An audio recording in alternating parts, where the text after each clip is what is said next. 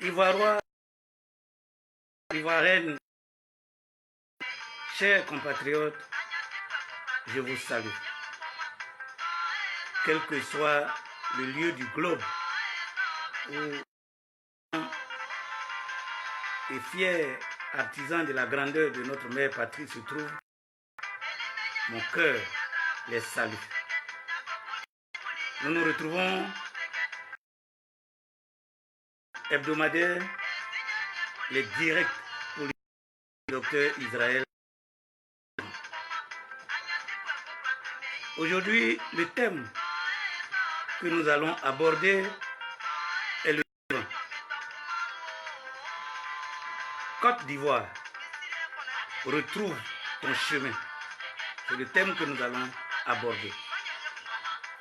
Mais aujourd'hui, je voudrais, d'entrée de jeu, saluer la chaîne panafricaine Afrique Média. Je voudrais vraiment,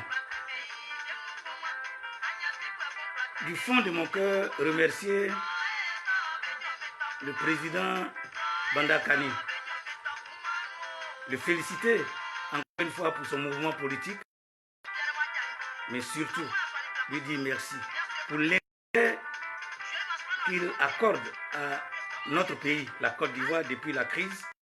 Ils ont abattu un travail énorme. Ils ont abattu un travail extra. N'ont pas été perdus. Si notre pays n'a pas été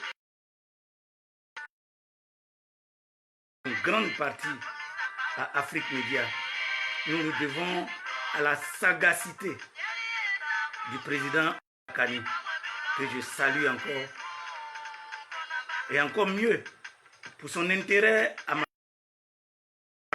et tout ce qu'il a fait comme travail, comme mobilisation autour de mon emprisonnement pour obtenir enfin ma libération. Vraiment, la chaîne panafricaine mérite de connaître la conquête du panafricanisme. Je voudrais aussi saluer, et cela est d'une actualité brûlante, je voudrais saluer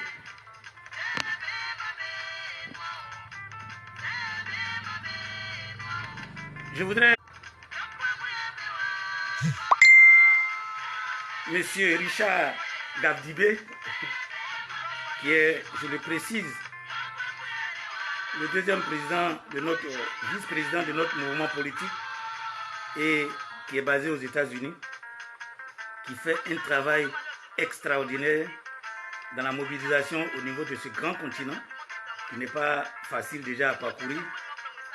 Nous voudrons profiter pour saluer sa famille, saluer son épouse et ses enfants en particulier.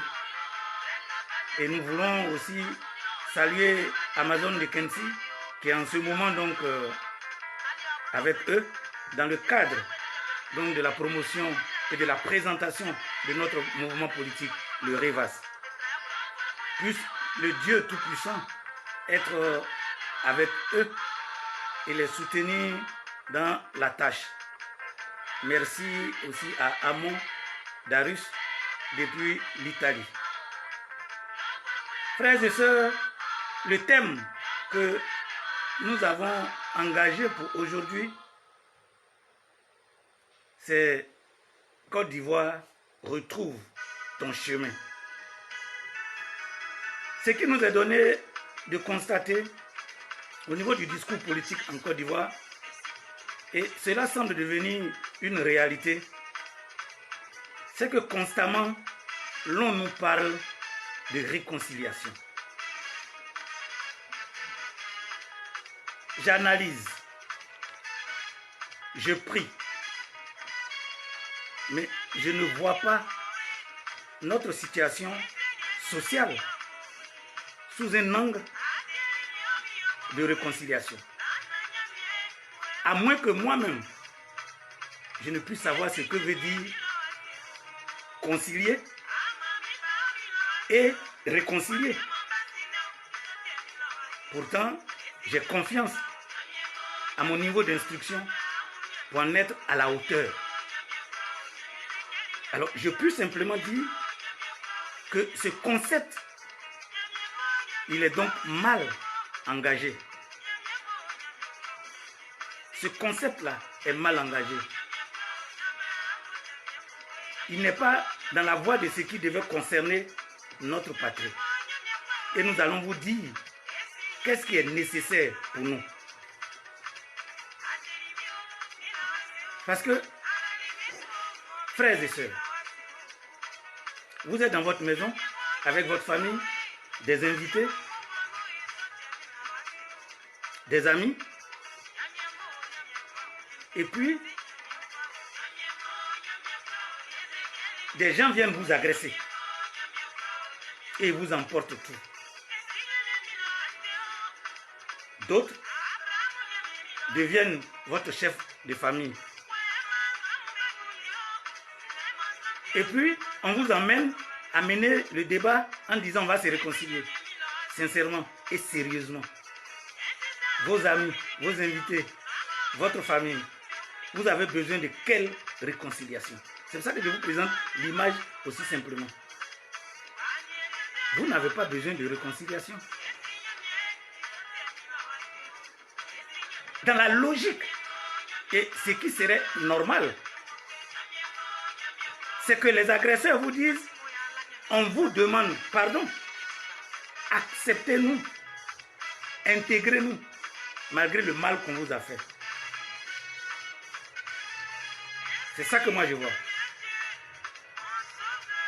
Vous allez analyser et leur donner une suite. Vous allez analyser et leur donner une suite. Mais ce discours de réconciliation qui depuis un certain nombre d'années circule me donne l'air d'un goût malsain. C'est pourquoi je veux juste faire un rappel avant de vous annoncer ce qui serait recommandable pour notre peuple. Le 19 septembre 2002, la Côte d'Ivoire est réveillée par des tirs d'armes lourdes de guerre, par des tirs de pistolets automatiques, de mitraillettes. Dans le tourment, les premiers morts tombent. Nous sommes sous le coup certainement d'un coup d'État qui est repoussé.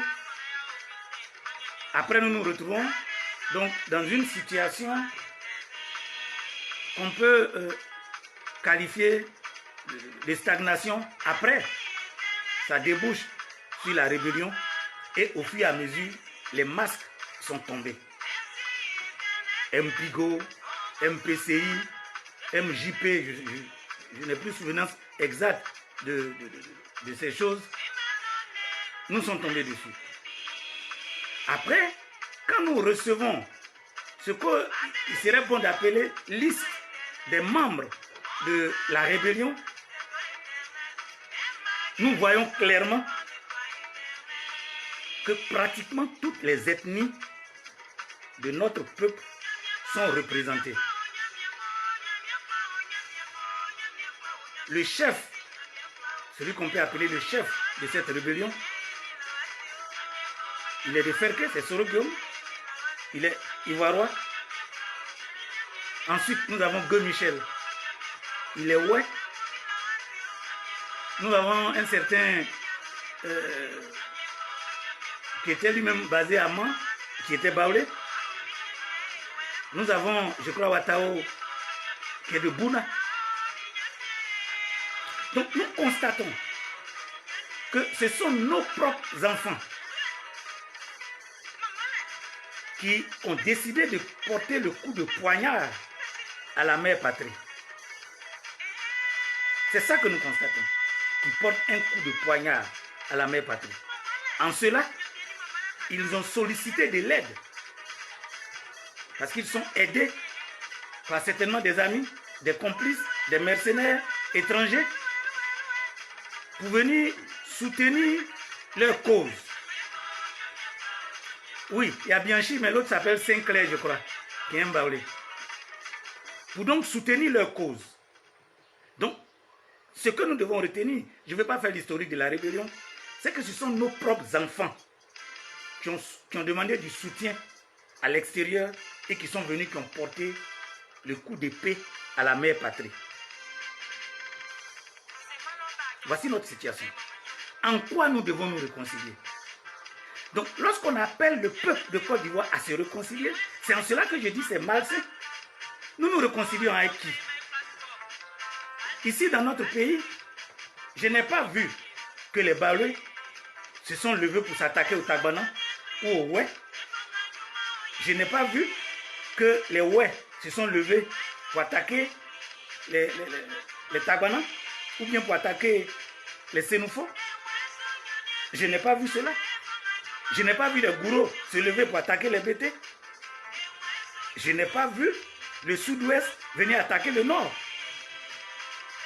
L'ensemble de la Côte d'Ivoire est victime de cet acte ignoble de ses enfants. Alors, lorsque vous nous lancez le débat de réconciliation, et d'ailleurs vous vous apercevez que ça n'avance pas, c'est parce que ce n'est pas juste. Ça ne correspond pas à notre situation. Et ça ne peut donc pas être une solution. Pour que cela puisse être une solution, il faut que dans l'inspiration profonde de chaque citoyen, on puisse le ressentir comme tel. Et donc, si vous comprenez, et si vous suivez bien, depuis combien de temps? Depuis le 11 avril, je crois, 2011, si mes souvenirs sont exacts, jusqu'à aujourd'hui, le discours tourne autour de cette situation de réconciliation et nous voyons que ça ne prend pas. Parce que le peuple dans son ensemble, ce peuple-là dans son ensemble souffre. Ce peuple dans son ensemble est malade. Le peuple dans son ensemble a faim. Le peuple dans son ensemble n'arrive pas à scolariser ses enfants. Le peuple dans son ensemble ne trouve pas du travail. Le peuple dans son ensemble souffre. Il souffre des méfaits, des actes que nos enfants ont portés contre nous. Donc, je n'y vois pas la notion de réconciliation. Et je suis formel là-dessus. Je n'y vois pas la notion de réconciliation. Donc, que devons-nous faire? Parce que la réconciliation nous met sur une mauvaise piste. C'est pourquoi le thème c'est Côte d'Ivoire, retrouve ton chemin. La voie indiquée qui va t'emmener à ta solution. Et c'est en cela que je salue justement ce thème que nos compatriotes aux États-Unis ont choisi pour leur réunion. Le thème c'est la concertation nationale qu'ils ont demandé. Parce qu'aujourd'hui, quand vous regardez les acteurs directs de la crise, ils sont tous plus préoccupés par leurs images. Leurs images qu'ils doivent soigner. Leurs images qu'ils doivent vendre.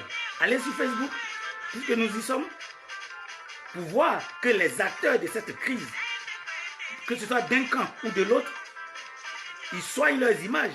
Ils vendent leurs images aujourd'hui au peuple qui a souffert de leurs actions. Qui de se proposer déjà candidat pour gouverner le peuple qui est encore tout à fait malade? Qui de se proposer comme ceci ou comme cela? Le vrai problème de notre peuple n'est pas leur souci. L'inquiétude grandissante que vit notre peuple n'est pas leur souci. Comment ils vont paraître avec un sourire dans cette situation où tout le monde pleure? Comment ils vont paraître dans un joli supermarché ou dans un beau jardin pour montrer que comment ils vont faire des grandes interviews dans les grandes radios, télévisions pour vendre leur image? C'est ça qui est leur souci.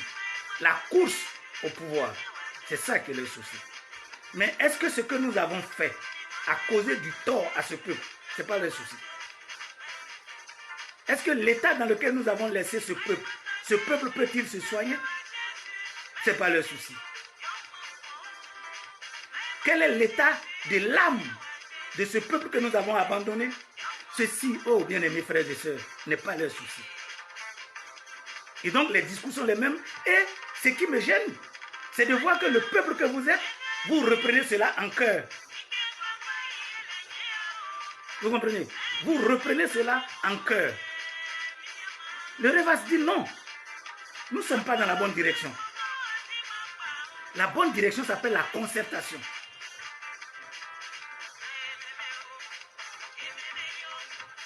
Parce que, j'insiste, il n'y a pas de problème entre le groupe Ouais, ni avec le groupe BT. Il n'y a pas de problème entre le groupe BT et le groupe Baoulé. Il n'y a pas de problème entre le groupe Baoulé et le groupe du Nord. Il n'y a pas ça. C'est ensemble que nous sommes victimes. Nous disons qu'il n'est pas question de réconciliation. Ceci est simplement un mauvais jeu. Nous voulons donc demander au peuple de Côte d'Ivoire de retrouver son chemin. Notre chemin s'appelle la concertation. La concertation, c'est s'accorder en vue d'un projet commun. Parce que nous, ce dont nous sommes en droit d'attendre, c'est que les acteurs de la crise, ceux qui étaient au pouvoir en son temps et ceux qui ont attaqué, devraient se tourner vers nous pour se repentir.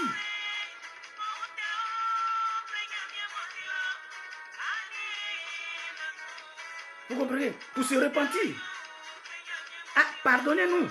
Voici les raisons pour lesquelles nous avons agi. Nous vous supplions de nous pardonner. Le peuple va aviser. Mais le problème n'est pas pris dans ce bout de sens. Et puis on dit au peuple, et malheureusement ce sont les mêmes acteurs qui se tournent vers le peuple pour dire, réconcilions-nous. Ou bien ils sont en train de nous dire, fermez vos yeux sur le mal qu'on vous a fait et acceptez-nous. C'est ça qu'ils nous disent. Personne ne peut admettre ça. Et donc le discours ne prospère pas parce qu'il n'est pas dans le bon sens. Le Revas veut vous engager sur la bonne voie. Et c'est pour ça que nous voulons parler de concertation. L'avantage de la concertation, c'est qu'il concerne tout le peuple dans son ensemble. Et personne ne devait être rejeté. La vie de chaque citoyen, la vie de chaque Ivoirien, la vie de chaque Ivoirienne devait être prise en compte. Dans cette concertation, nous aurons 3 phases. Que s'est-il passé? Qu'est-ce qui n'a pas marché pour que nous en soyons arrivés là, à cette catastrophe qui ne dit pas son nom? Qu'est-ce qui s'est réellement passé?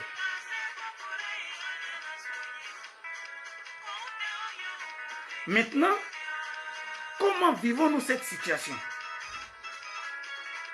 Vous voyez, ça c'est très important. C'est-à-dire que maintenant, comment vivons-nous cette situation? C'est-à-dire que nous tirons donc les conséquences de ce qui n'a pas marché. Parce que les conséquences sont là, visibles. Nous les vivons sur l'armée, dans son comportement. Nous les vivons dans l'insécurité. Nous les vivons dans nos hôpitaux, dans nos manques de moyens. Nous les vivons dans l'école en déchéance. Nous les vivons dans le manque d'emploi. Nous les vivons. Aujourd'hui, en Côte d'Ivoire, c'est les pleurs, c'est les grincements de dents. À longueur de journée, des pères de famille perdent leur emploi, donc leurs moyens de subsistance. Des familles entières tombent en lambeaux. Ça, c'est le résultat que nous vivons. C'est ensemble donc que cette fois-ci, nous allons nous projeter dans l'avenir. Que faire pour que ces genres de situations ne nous arrivent plus? C'est à cette concertation que, premièrement, nous vous appelons sur ce forum. Que chacun vienne donner son avis. L'heure de pleurer a passé. L'heure des injures a passé. L'heure des récriminations a passé. Mais c'est l'heure du réveil du soldat. Le soldat a été frappé sur le champ. Le soldat est tombé. Ce soldat doit se réveiller. Que s'est-il passé? Quelle a été mon organisation de sécurité, de défense? Quelle a été ma tactique pour que l'ennemi ait pu me frapper? Comment ai-je pu me retrouver à terre? Pour le soldat que je suis, comment me relever maintenant? Et que faut-il faire pour que plus jamais cela n'arrive? C'est à cette concertation-là qu'on vous appelle. Et c'est pour ça que nous avons créé cette émission. Et vous savez bien que tous les dimanches, nous vous invitons justement à cette concertation pour débattre autour des thèmes. Parce que chaque citoyen de Côte d'Ivoire ne saurait être mis de côté. Chaque citoyen de Côte d'Ivoire ne saurait être rejeté. Chaque citoyen doit donner son avis. Chaque citoyen doit donner ses impressions, ses sentiments. Chaque citoyen doit proposer. Parce que le passé, lui, on ne peut plus le sauver. La maison s'est écroulée. On peut faire toutes les études pendant un siècle, mais c'est écroulé. Qu'est-ce qu'il faut? C'est de trouver un abri rapide. Qu'est-ce qu'il faut? C'est de bâtir une prochaine maison qui ne va pas s'écrouler, quelles que soient les secousses. Et le Revas vous invite à bâtir donc cette prochaine maison que nous appelons de vive voix la 4e République, puisque nous sommes dans la 3e.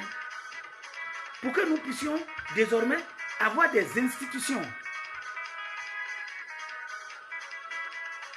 Pour que nous puissions avoir des institutions solides que les hommes ne peuvent pas plier. Mais quel que soit le dirigeant que vous mettrez dans ces institutions, que ce soit ces institutions-là elles-mêmes par leur force, force de loi, force de principe, force de règles, canalisent le comportement des hommes pour que, en définitive, notre pays ait une ossature de comportement, une ossature sécuritaire, une ossature de développement. Et quels que soient les dirigeants que vous allez mettre à la tête, forcément ça va marcher. C'est ça le plus important. Donc nous vous appelons à ce que nous décidions ensemble de ce que nous voulons pour notre pays. Pour beaucoup de gens, et c'est la vérité, je ne crois pas que les gens se sont posé la question de qu'est-ce que nous voulons. Les premiers gouvernants ont hérité de ce que le colon dit avoir laissé. Voilà, ils ont hérité de ça. Ils ont hérité de ce que le colon dit avoir laissé. On a conduit notre vie un moment pendant. C'est comme vous achetez une chaussure, vous aimez certainement la chaussure, vous la portez. Et puis au moment que vous commencez à faire les premiers pas, vous sentez les gènes et vous voyez que la chaussure là ne vous va pas. Il y a un temps qu'il faut s'arrêter pour se demander ce qui ne va pas. À partir de là, vous essayez de trouver la solution. Excusez-moi.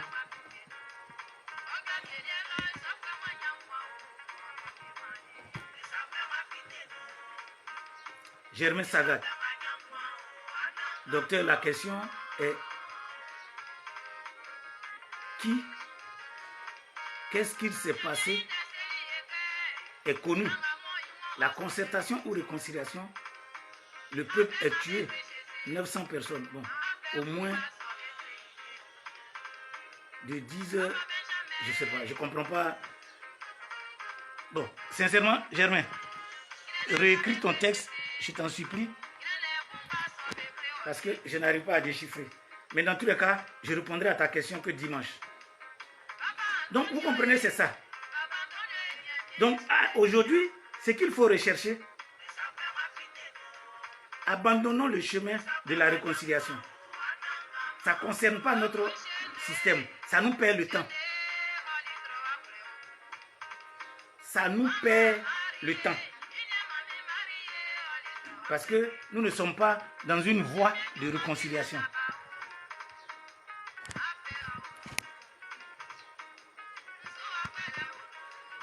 nous ne sommes pas dans une voie de réconciliation. Je vous le dis en toute honnêteté. Nous sommes à répondre à la question. Allô? Allô, bonjour, Président. Oui, Amazon de Kensi, sois béni. Amen. Et que le Dieu de soit avec toi. Ok. En fait, moi, mon intervention était sur le sujet de ceux qui nous ont attaqués, qui demandent la réconciliation. Moi, je pense plutôt que c'est des gens qui ne sont pas humbles. Au lieu de reconnaître l'erreur qu'ils ont fait, ils nous font plutôt du chantage, genre, il faut que Soro Guillaume, on laisse Soro Guillaume se présenter, sinon il aura des frustrés. Sauf qu'ils oublient que les frustrés, c'est Soro Guillaume qui en a fait. Toutes ces familles de victimes qui n'ont rien demandé et qui sont mortes tout simplement parce que ils ont fait cette rébellion-là, sont déjà des frustrés. Donc, en fait, on ira de frustré en frustré, puisque celui-là qui a fait de mal à tout le monde, on peut lui pardonner, parce que on va provoquer des frustrés. Sinon, eh bien, ceux qui sont aussi déjà frustrés prendront les armes. Puis de toute façon, ça n'a pas d'importance. On peut tuer, et puis après, bon, pour ne pas provoquer d'autres frustrés, on ira de frustration en frustration. Tout cela est bien beau, mais si ce monsieur-là veut vraiment être candidat, la première des choses qu'il doit faire, c'est vraiment une repentance sincère. Et même ce n'est pas une raison pour qu'il puisse être candidat. Il ne peut pas quand même vouloir gouverner les familles qu'il a endeuillées et tout ça. Donc, des fois, j'ai l'impression qu'on est complètement déconnecté. Et comme souvent j'ai dit, le fait qu'on s'appelle ivoirien et agit sur notre mental ou sur notre personnalité, parce que on a l'impression que c'est les bourreaux qui deviennent les victimes et les victimes deviennent les bourreaux. Vous, on vous a fait du mal, mais c'est pas grave. Pardonnez. Si de toute façon, comme il y aura des frustrés, après, mais les frustrés existent déjà de toutes parts. Voilà. Et puis, profitez aussi pour lancer un appel à tous les Ivoiriens et Ivoiriennes vivant sur le territoire américain et les inviter le samedi 2 novembre à la concertation qui aura lieu. Je donne l'adresse ici pour ceux qui ne le savent pas encore. C'est au 144 Merrimack Saint-Laurent, au marché Chaussette. Voilà. Le contact, je crois, le numéro de Richard. Donc, qu'ils viennent qu'on réfléchisse ensemble comment faire pour trouver une solution définitive et équitable. Sinon, les frustrations existent déjà parce qu'ils vont provoquer. Alors, un de frustré ou deux de frustrés, ça ne change rien déjà au fait que nous sommes tous frustrés. Donc, voilà ce que je voulais dire. Paix et joie à la Côte d'Ivoire.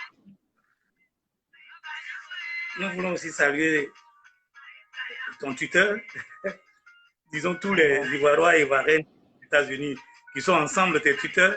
Nous voulons les saluer. Et comme tu dis, c'est au 144 Merrimack Saint-Lowell MA. Donc le samedi 2 novembre 2019, il y aura cette rencontre qui est baptisée donc concertation. C'est pourquoi nous traitons aussi aujourd'hui ce thème-là autour de cette notion de concertation et que chaque Ivoirien puisse comprendre qu'aujourd'hui, personne ne doit se mettre en retrait. Le pays est notre bien commun. Si les 322 000 km² étaient constitués comme une entreprise, chacun est actionnaire au même titre que son voisin. Le père, le fils, la mère, la fille, nous sommes tous concernés. Et c'est le moment que chacun de nous apporte donc sa contribution. Et l'opportunité vous est donc donnée aujourd'hui par le Rébat pour qu'ensemble nous allons parce que c'est dans ce concept que nous y croyons. Donc nous voulons remercier. Donc moi je vais. Ok, non, je voulais vous dire merci de m'avoir passé la parole et puis bon. Voilà. Je suis là, je suis évidemment, mais je voudrais quitter l'écran si possible. Merci. D'accord, donc vous obtiendrez cela.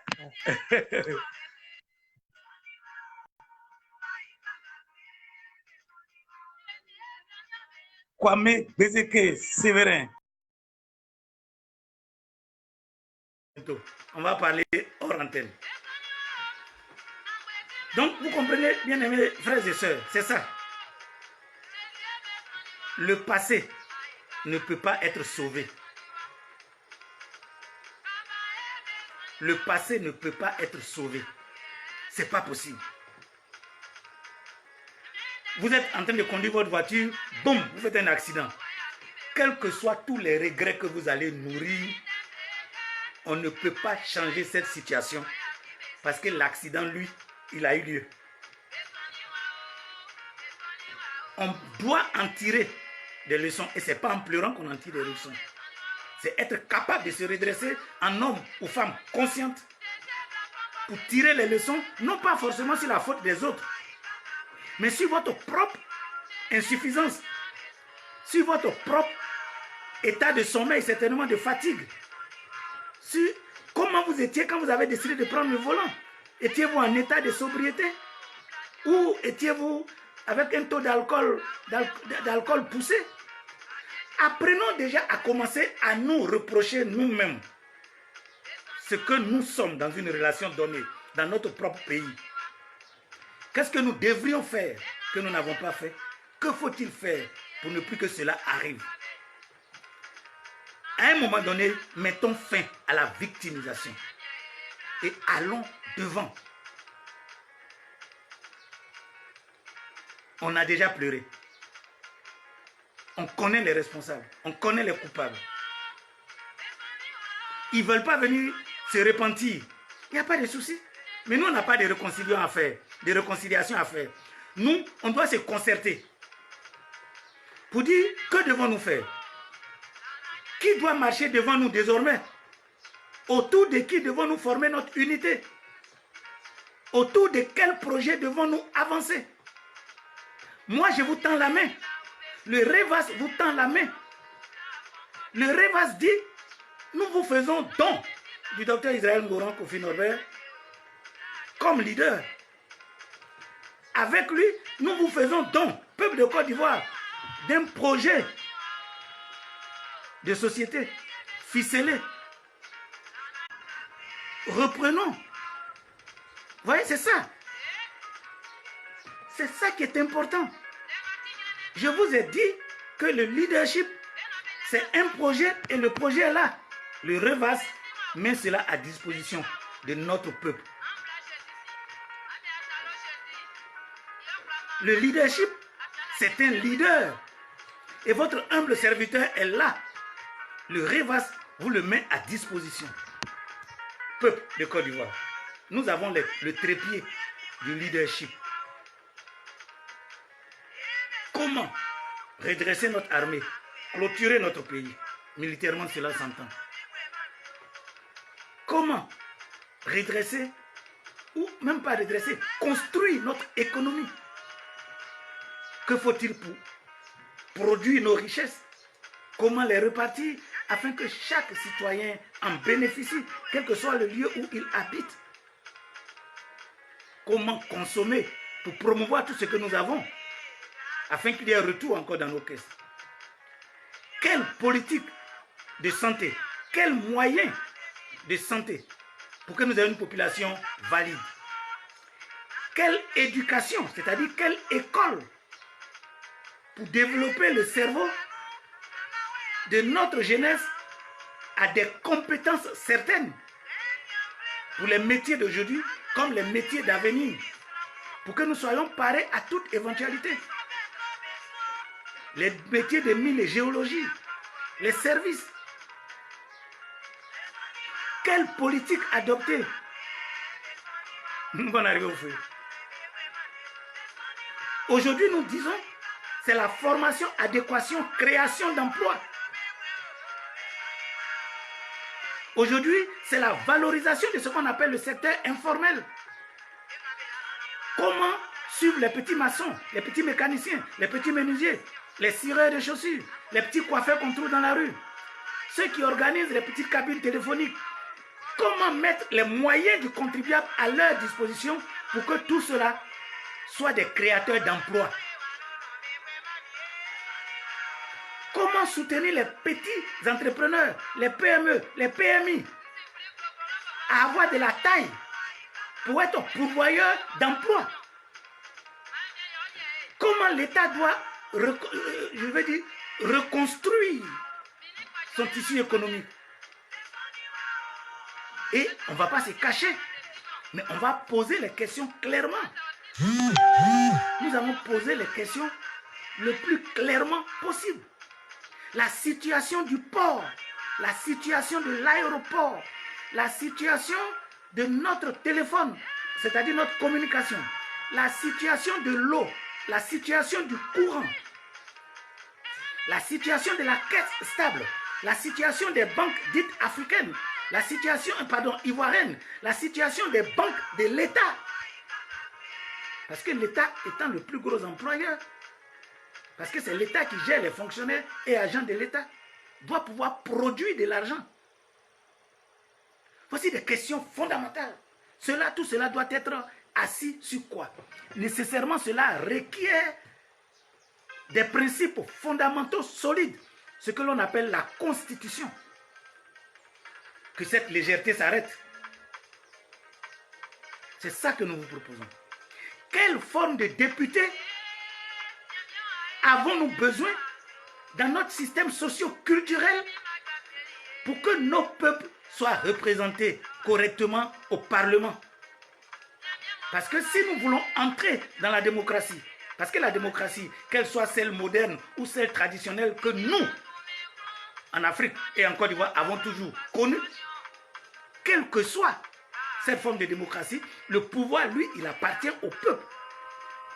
Nous disons, organisons cette démocratie sur ce que nous savions déjà. Ne croyez pas que c'est archaïque. Hein? Le pouvoir du peuple par le peuple. Le pouvoir qui est représenté par des élus. L'Afrique l'a toujours vécu depuis qu'elle a existé jusqu'à aujourd'hui. Mais seulement c'est l'école qui a déformé notre mentalité. C'est les coups de fouet qui nous ont soumis, qui nous mettent dans cet état de retard. Donc, si notre coma est profond, nous avons besoin d'une thérapie de choc pour nous réveiller. Et c'est la thérapie de choc que nous vous proposons sans langue de bois. Et il faut qu'on se réveille. Vous ne pouvez pas être là et croire que vous allez vous développer, quels que soient les horizons qu'on va vous présenter. Quand la totalité de l'argent de votre port va en France, dans les poches de multinationales et dans les impôts en France, quand l'argent de votre aéroport subit le même sort, l'argent de votre eau, de votre courant subit le même sort, quand l'argent de votre communication subit ce sort, c'est-à-dire que vous êtes un père de famille à portefeuille vide et les petits impôts qu'on vous paye, vous ne pouvez pas vous occuper d'une population qui approche les 30 millions. Vous ne pouvez pas bâtir des écoles conséquentes. Vous ne voyez pas pourquoi nos dirigeants sont des gens qui font des discours enflammeurs, dans l'excitation du peuple, se fait applaudir, mais ils ne peuvent pas passer concrètement aux actions. Pourquoi faisons-nous un goudron et qu'au bout de 2 pluies, c'est comme du placadi qu'on a plaqué sur un mur qui se gonfle au soleil? On a peut-être l'envie de faire. On a peut-être la conscience de faire. Mais on n'a pas les moyens vu que le mécanisme de production de richesse nous a échappé. Nous sommes comme des mendiants.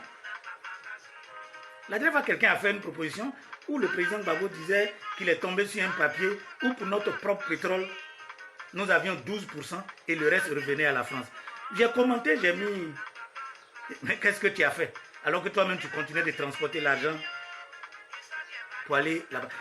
Le problème de l'Afrique, c'est ça. Passons à une autre phase. La phase de la rupture. Vous savez, tant qu'un enfant tète, la mère ne peut pas faire autre chose. Et lui-même, l'enfant ne pourra jamais faire quelque chose. C'est pour ça un matin, la mère décide de la rupture. Elle le regarde et dit, tu tètes plus. À un moment donné, on doit passer à la rupture. Nous avons eu l'ère Oufoué. En 1993, ça s'est arrêté. Nous sommes dans l'ère de ses successeurs. Cette génération est en train de nous voler 30 ans. la génération qui a succédé à Oufoué est en train de nous voler 30 ans. Elle est en train de prendre le règne de 2 générations. Parce qu'une génération, 15 ans, elle doit pouvoir finir. Mais regardez cette génération-là. Les 3 là, les acteurs principaux ont déjà gouverné. Le bilan, lui, il est négatif. La déchéance de l'école est sous vos yeux. Les hôpitaux sans assistance réelle, nous avons tous les témoignages de malades qui arrivent, de gens qui sont aux urgences, qui n'ont pas de matériel. Nous avons les témoignages, surtout les témoignages de ceux qui montent les gardes et qui n'ont aucune considération pour les malades, qui traînent les pieds et les malades meurent. Parce que même l'exécutif n'a aucun moyen de contrôle et de surveillance. Parce qu'en réalité, dans le fond, on manque tout. Parce que l'essentiel, c'est l'argent et nous manquons de ça. Le drame, c'est qu'on nous le ramène sous forme de crédit. Mon propre argent, tu le prends, tu me le ramènes sous forme de crédit et je suis endetté alors que c'est mon propre argent qui est dans ta main. C'est pourquoi nous disons, réfléchissons autrement. Allons à la concertation. Arrêtons de pleurer. Allons à la concertation. C'est pourquoi nous vous disons, achetez massivement ce livre. Lisez-le. Ça fait 124 pages. Très facile à lire. Les ébauches de solutions y sont. Pour que nous puissions nous construire. Aujourd'hui, dire qu'un pays va exister seul, ce n'est pas une réalité. Parce que le pays doit se vendre aux autres. Il doit avoir des échanges. Notre problème, c'est que les autres ne nous apportent pas grand-chose, mais ils prennent tout ce que nous avons, ils nous le retournent sous forme de crédit et nous nous appauvrissons de plus en plus. C'est ça le vrai problème. Et pour mettre fin à ça, c'est nous qui devons décider. Aujourd'hui, quand nous prenons le système agro-pastoral, nous avons des jeunes gens qui ont leur ferme. Clopin, ils essaient de s'en sortir. Qu'est-ce qui leur manque? Un financement. Le financement, ce n'est pas forcément un don. Mais moi, je me souviens. Vous savez, si la Côte d'Ivoire était premier producteur de cacao, c'était dû à une politique de soutien aux planteurs que le président mais Aristide Konan, tu es où? Tu es dans quel pays? Il faut nous l'indiquer. Le président Félix Houphouët-Boigny, Félix Houphouët-Boigny a mis en place enfant de planteurs, je comprends bien. À un moment donné, on est passé du cacao en tant que plante sauvage, naturelle, là, à des plantes améliorées. On a donc parlé du cacao Ghana. Et puis après, il y a eu un autre là. Il fallait les mettre dans des sachets d'abord et ensuite planter. Pour que les planteurs s'y intéressent, il y avait une prime de 40 000 francs à l'hectare. Je crois, hein, quelque chose comme ça. Qui était allouée aux planteurs. Le temps que ce cacao-là produise. Et Houphouët-Boigny faisait payer ça autour du mois d'août. En général, autour du mois d'août, c'est la crise au niveau des planteurs. C'est la fin des récoltes.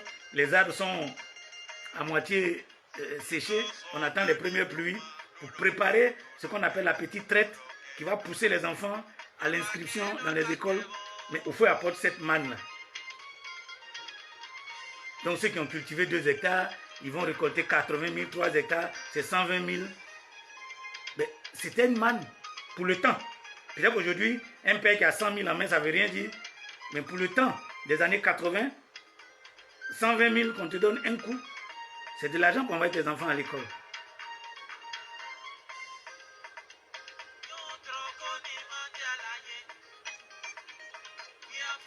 Merci.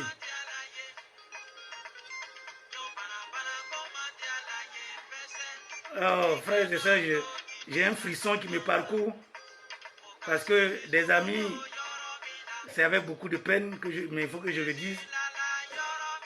Nous étions dans la même cellule de prison à la Maca. Ils viennent de m'envoyer un coucou. Vraiment, je voudrais qu'ils sachent que je continue de prier pour eux. Je connais vos douleurs. Je connais vos peines. Je connais pour tous l'histoire qui vous a mené en prison. Et je sais que pour beaucoup d'entre vous, c'est des fausses histoires. Comme d'ailleurs les 8000 prisonniers de la Maca. Ce n'est pas un endroit pour des bras valides alors que nous avons un pays à construire. Vous voyez, alors que nous parlons de concertation, il faut que nous puissions rebondir sur ce phénomène de l'emprisonnement à l'emporte-pièce. Je disais à quelqu'un, alors que j'étais en prison, ne croyez pas que c'est aujourd'hui on tue les gens. Hein? Où on dit qu'ils sont allés au champ, il a découpé telle personne. Ce n'est pas aujourd'hui. Mais les règlements de ce type de litige, sous l'arbre à palabre, ont sauvé nos peuples jusqu'à ce que cette situation moderne arrive. Quand vous commettez un tel tort, qui est un crime, sous l'arbre à palabre, dans le milieu que je maîtrise mieux, on vous amène d'abord à accepter que vous avez commis le crime. On appelle ça awa. Souvent, c'est une pièce d'or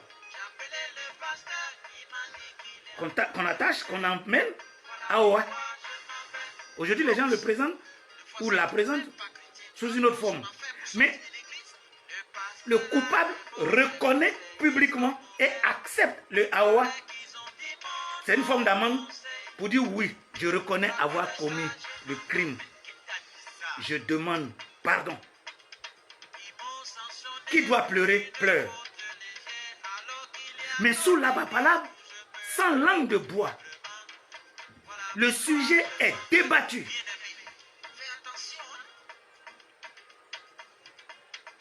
Le sujet est débattu.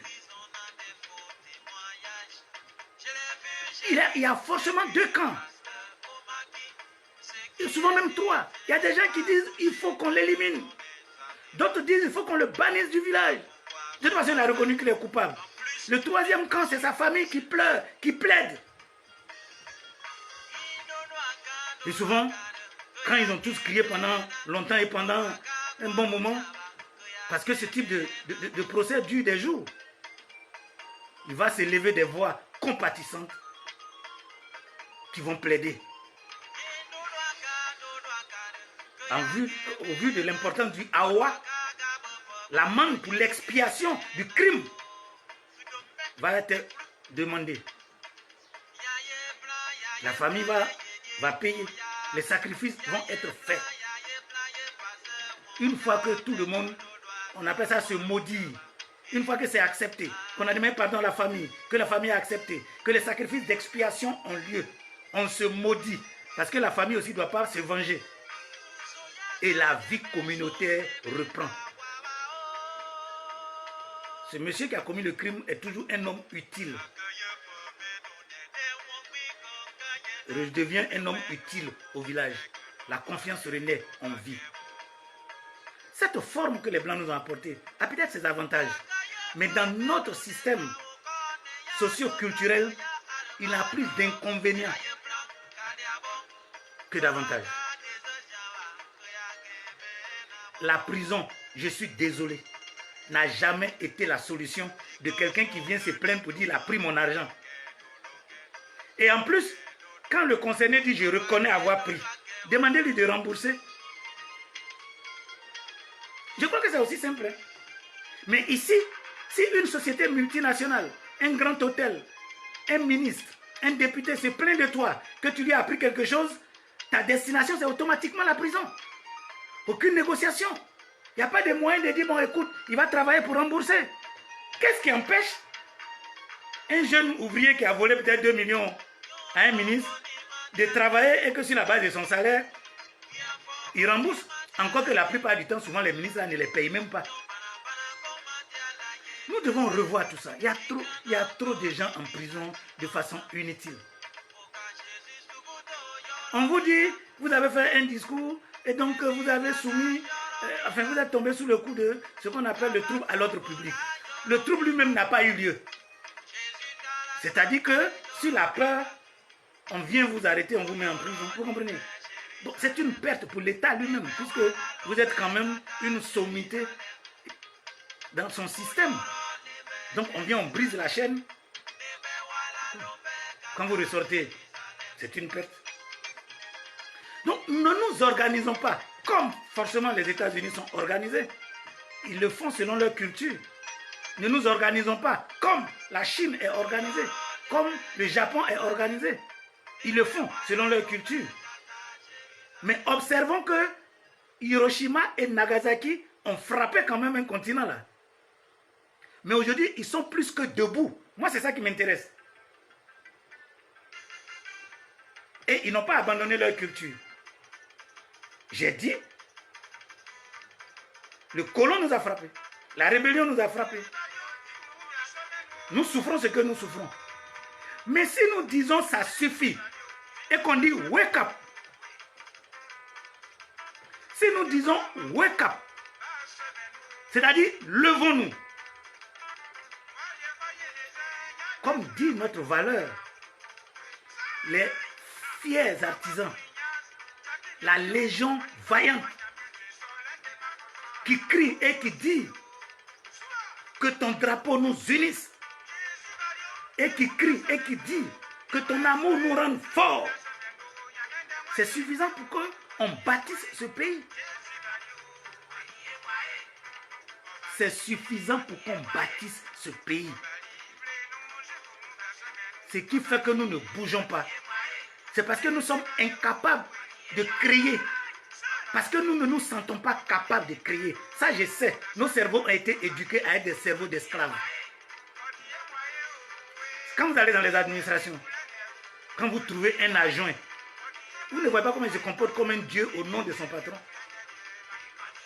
Vous ne sentez pas qu'aujourd'hui, ici, quand on a nommé quelqu'un, il devient Dieu. Parce que notre environnement, c'est ça. L'environnement d'esclaves. Ah, le chef. Moi, j'ai dit, on peut nommer un chef par décision politique.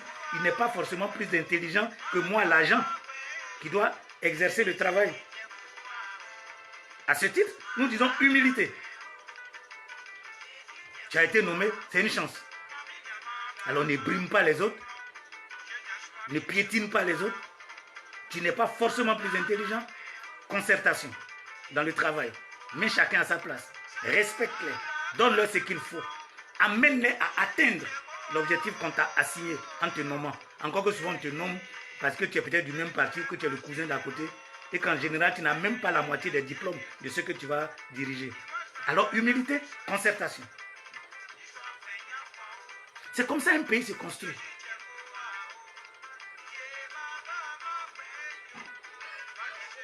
Il faut que je sois capable d'accepter, de me courber. Pour que, à mon monde sur mon dos, pour atteindre la mangue, il cueille, on va manger. C'est ça. À un moment donné, on doit être capable de pouvoir faire le dos rond. Moi, je vous en conjure, frère Ivoirien, frère Ivoirien. Allons à la concertation. Abandonnons la piste de la réconciliation. Des gens veulent nous distraire avec ça. Moi, j'aime parler avec des résultats. Parce que quand vous regardez, depuis 2011 jusqu'à aujourd'hui, si vous voulez, laissons 2011, allons à 2015 jusqu'à aujourd'hui, le discours de réconciliation est chanté par tous, opposants comme ceux du pouvoir. Vous avez réussi à réconcilier combien de personnes? Il est plus facile en politique d'installer les faux concepts pour désorienter le peuple et le faire oublier les vrais problèmes que d'aborder la réalité. Tout le monde est là, réconciliation, réconciliation, réconciliation. Je suis le seul qui ne prononce pas ce mot parce que ça ne m'intéresse pas. Je me réconcilie avec qui?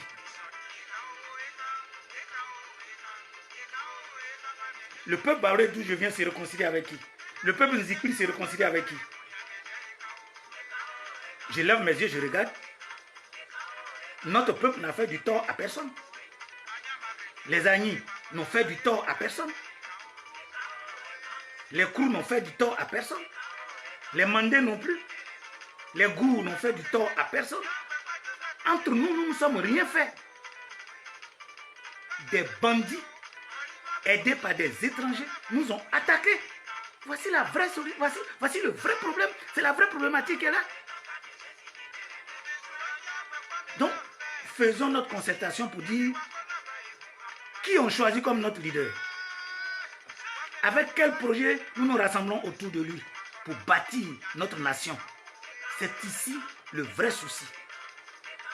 C'est pourquoi c'est avec une grande joie que j'ai accueilli le thème du désormais Revas États-Unis et je les appuie de toutes mes forces. Et je continue d'inviter nos frères ivoiriens. C'est vrai, les États-Unis, c'est large. Se déplacer certainement pour venir à Boston, ça va être certainement long pour des gens. Mais je vous en conjure, venez. C'est juste un jour. Peut-être que ça ne vous prendra que 4 heures de réunion. Mais venez parler. Ça fait 51 États. Quel que soit le lieu où vous vous trouvez, je vous en prie, venez. Venez à l'adresse qui vous a été indiquée. 144 Mairie Marc Saint-Lowell, MA. Chez vous là-bas, les adressages sont corrects, vous n'allez pas vous perdre. Mais venez échanger. Je vous en conjure. Vous avez quelque chose à dire. Arrêtons de dire c'est l'affaire des politiciens. Ils nous ont déjà donné ce que nous connaissons, l'échec. Les marques de flétrissure dans lesquelles nous vivons aujourd'hui sont leurs résultats. Cette génération qui a succédé surtout à Oufoué a empiré la situation. Mais nous avons, ou sinon souvent plus, l'intelligence que. Pourquoi? On a fait les mêmes écoles, même si beaucoup sont nos devanciers. Ça ne leur donne pas plus de connaissances que nous en avons, même si nous les avons suivis. Mais nous avons aujourd'hui, notre génération à nous, nous avons de quoi concurrencer, point de vue spirituel, point de vue connaissance intellectuelle, point de vue sagesse. On ne va pas continuer de les regarder, alors qu'eux-mêmes ils ont fixé des limites de retraite et qu'ils doivent aller à la retraite. On ne va pas aller les chercher pour ramener. De quoi avons-nous besoin? Pour l'instant, ceux qui sont sur le sol américain, venez à cette adresse-là le samedi prochain et débattez. Le rapport qui en sortira, nous allons le lire ici. Le rapport qui en sortira, nous allons en tenir compte. Après, nous allons attaquer l'Italie et les pays environnants. La France. Pendant ce temps, on se prépare ici. Nous venons de recevoir tout à l'heure une invitation pour aller dans la zone de Daokro pour installer leur comité. Ça, je vous assure que peut-être avant samedi, je vais courir pour y aller. C'est ça. Je vais entendre que quelqu'un m'appelle à Gagnoa pour venir installer sa section. Je vais entendre qu'on m'appelle d'Odiéné. Moi, je vous dis la vérité, je n'ai pas peur d'aller dans un seul point de notre pays. C'est chez nous. Donc vraiment, bravo et merci à Richard Gadibé. Bravo et merci à Amazon de Kensi pour ce beau travail qu'ils ont commencé. Et je suis très heureux parce qu'ils l'implantent dans un pays, le pays de la haute démocratie et soit dit le pays le plus puissant. Cela augure du futur prochain de la Côte d'Ivoire. Alors soyez salués. Je vous encourage au travail que vous faites. J'encourage les autres à venir. Mais je le dis, ne venez pas les poches vides. À la réunion là même, là, venez avec un peu. On va commencer à travailler avec. Voilà. Donc voici ce que nous sommes venus vous dire aujourd'hui. Et nous devons donc négocier. Pas négocier, nous devons nous concerter. Que les gens de Mans se concertent. C'est-à-dire les Ouai, le Grand Nord, le Centre, l'Est, l'Ouest, le Sud. Concertons-nous.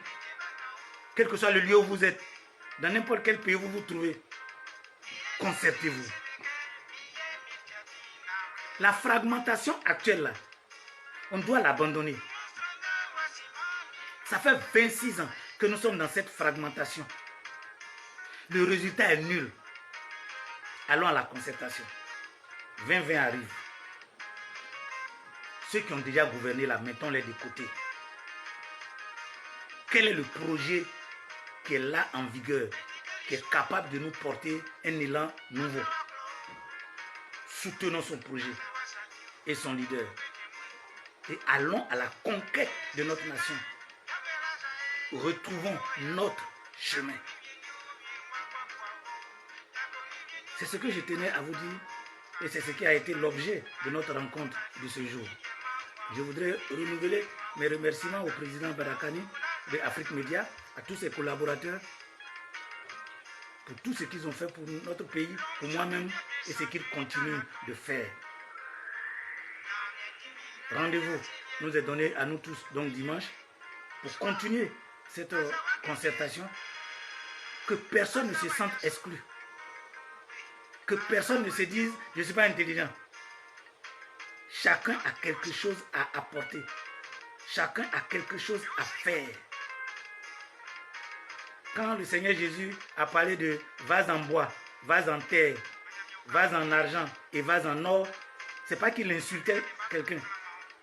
Mais quand vous entrez dans une maison, vous trouvez les vases en caoutchouc, les vases je veux dire en fer, en acier, vous trouvez des vases en polystyrène, vous trouvez des vases, ce que vous appelez assiette cassable, vous trouvez des vases en argent, vous trouvez des vases d'or.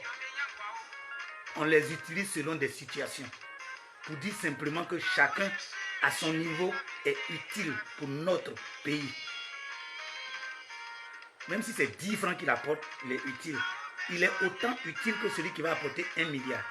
Parce que chacun doit faire selon ce qu'il a. Et donc, apportons notre soutien à ce projet et bâtissons, je le dis, notre 4e République sur des lois socio-culturelles qui nous sont connues, que nous maîtrisons, sur notre démocratie dite ivoirienne, que nous connaissons, que nous maîtrisons, pour que chacun se sente concerné. Voilà. Je vous appelle donc sous le drapeau orange, blanc, vert qui nous unit. Laissons nos cœurs être envahis de l'amour de notre pays qui nous rend forts. Courage à vous les gars. Nous vaincrons.